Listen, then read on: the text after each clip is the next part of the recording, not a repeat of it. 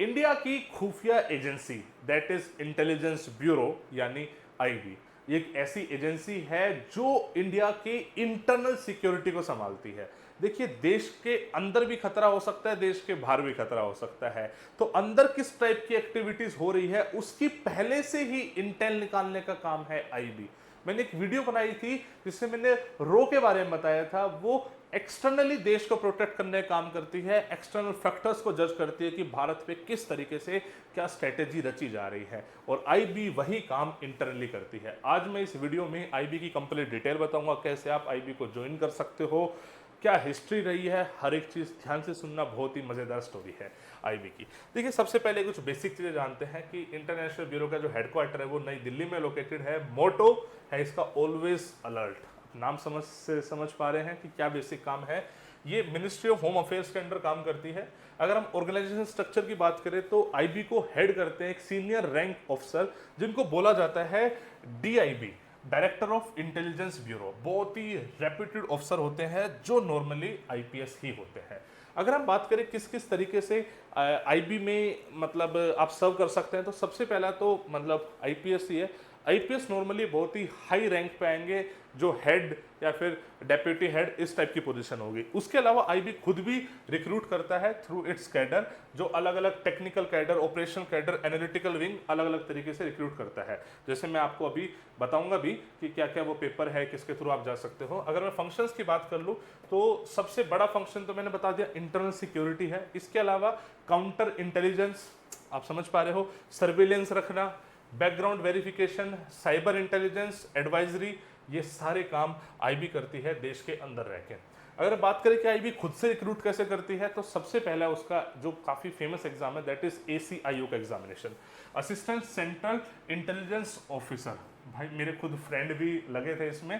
तो ये एक ऐसी पोस्ट है जो मतलब आपने एसएससी का भी एग्जाम सुना होगा ना, तो उस लेवल पे है, इंस्पेक्टर लेवल की ये बेसिकली पोस्ट होती है। नॉर्मली 4600 ग्रेड पे की पोस्ट होती है।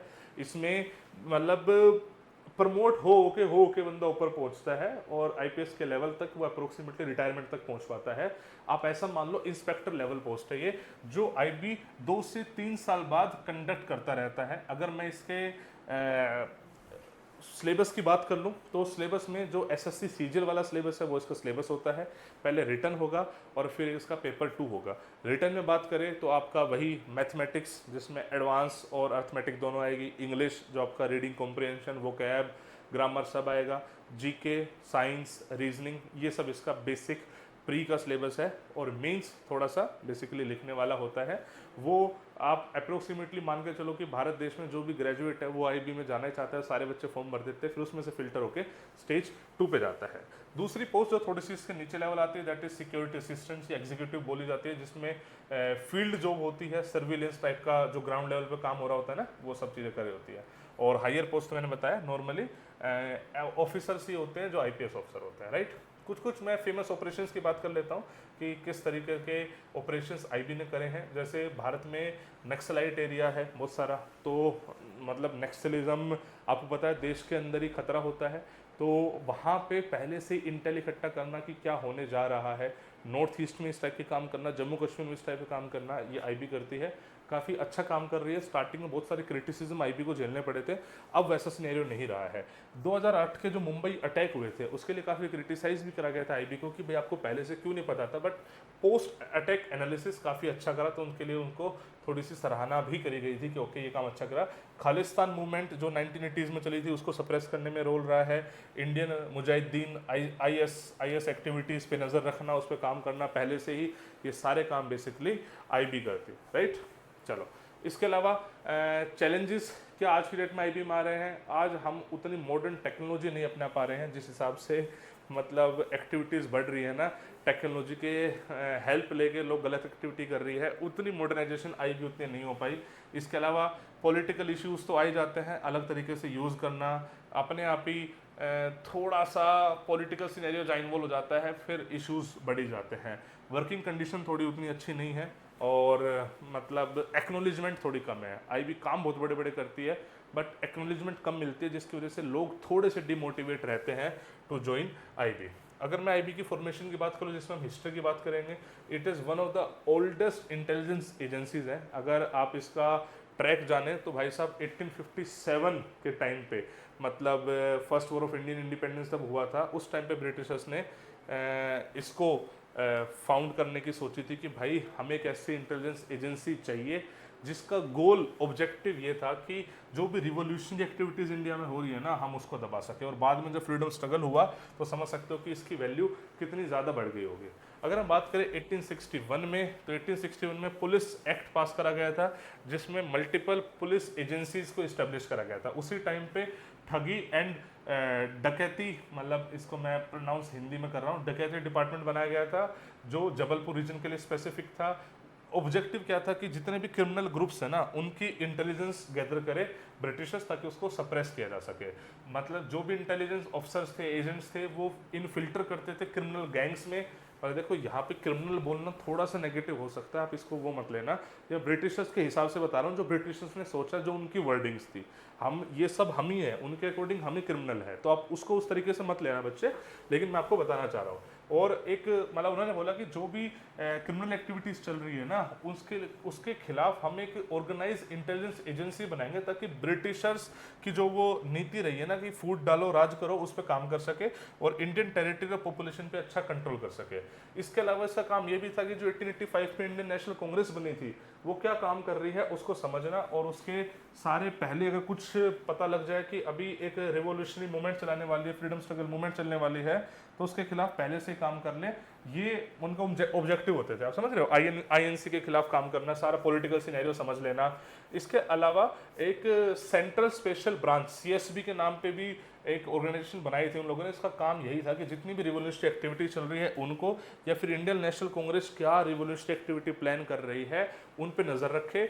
जो मतलब ये बेस बन रहा है धीरे धीरे एक एजेंसी का। 1902 में सर एंड्रू फ्रेजर ने, बंगाल पुलिस कमिश्नर थे, इन्होंने एक प्रपोज करा था कि भाई सेंट्रल इंटेलिजेंस बॉडी होनी चाहिए जो इंडिया की खुद की होनी चाहिए, और उसका नाम दिया गया था डीसीआई। फुल फॉर्म थी सेंट्रल क्रिमिनल इंटेलिजेंस डिपार्टमेंट, ये इसको बोलते थे डीसीआई। बेसिकली जो अपना ठगी एंड डकैती डिपार्टमेंट था और सेंट्रल स्पेशल ब्रांच थी, उनको मर्ज करके बना दिया गया था डीसीआई। यही डीसीआई बाद में जाके आईबी बनी है। बात को समझ रहे हो। इसी डीसीआई को बाद में जाके आईबी बना दिया गया 1920 में। आईबी के थोड़े से फेलियर रहे हैं, जैसे जब भारत देश आज़ाद हुआ तो आइडियली आईबी का ही काम था कि मतलब सारी इंटेल उनके पास इकट्ठी करी जाए। जब आईबी बनी थी तो आईबी में मोस्टली ब्रिटिशर्स और इंडियन मुस्लिम्स हुआ करते थे। जब ब्रिटिशर्स यहाँ से गए ना, तो ब्रिटिशर्स ने बहुत सारे सीक्रेट जो डॉक्यूमेंट्स थे वो जला दिए, ताकि बाद में उस पर कोई क्वेश्चन ना कर सके। और आज भी वो चीज़ें क्वेश्चनेबल और डिबेटेबल है, राइट। और जब 1947 में भारत देश आज़ाद हुआ तो उस टाइम पे इंडिया के पहले डायरेक्टर बने, दैट इज संजय पिल्लई साहब, जिन्होंने आईबी को कंप्लीट रिकंस्ट्रक्ट करा। ठीक है, ये वाली बात हुई। उस टाइम पे उन्होंने मतलब दूसरे कंट्रीज़ की इंटेलिजेंस एजेंसी को भी स्टडी करा कि किस तरीके से आईबी बेसिकली काम करे। लेकिन मतलब दिक्कत ये हुई कि आईबी अपना काम करने में स्टार्टिंग में अनसक्सेसफुल हुई। हुआ क्या, आईबी ही स्टार्टिंग में एक लौती इंटेलिजेंस एजेंसी थी जो भारत देश के अंदर भी ध्यान रख रही थी, भारत देश के बाहर भी ध्यान रख रही थी। लेकिन जो 1962 में चाइना के साथ इंडिया की वॉर हुई, 1965 में जो इंडो पाक वॉर हुई, उस सब में हम इंटेल गैदर नहीं कर पाए थे। मतलब हमारे पास पहले से इंफॉर्मेशन नहीं थी कि ऐसा कुछ होने वाला है, तो इनडायरेक्टली फेलियर आईबी का हुआ। उस टाइम पे ज़रूरत पड़ी कि भाई हमें इंटरनल सिक्योरिटी के लिए अलग एजेंसी रखनी है और एक्सटर्नल के लिए अलग रखनी है। तो 1968 में रो की फॉर्मेशन करी गई थी कि जो सिर्फ और सिर्फ एक्सटर्नली काम करेगी और इंटरनली काम करेगी आईबी। और आज की डेट में आईबी काफ़ी अच्छा काम कर रही है, जैसा कि मैंने पहले भी बताया भी। But this is the history of IB. आप बताइए कैसी लगी आपको ये वीडियो, और किस टॉपिक पे आप वीडियो चाहते हो मुझे कमेंट सेक्शन में बताना। I will try to help you out कि आईबी क्या वीडियो चाहते हैं। ये भी आपने रो वाली वीडियो में बताया था, तो मैंने इस वीडियो पर रिसर्च करके ये आपके सामने एग्जीक्यूट कर दी। I wish you all the best बच्चे, जो भी आपके एम्स या एंडेवर्स हैं। ठीक है, और बस बने रहो, मेहनत करो। जय हिंद, जय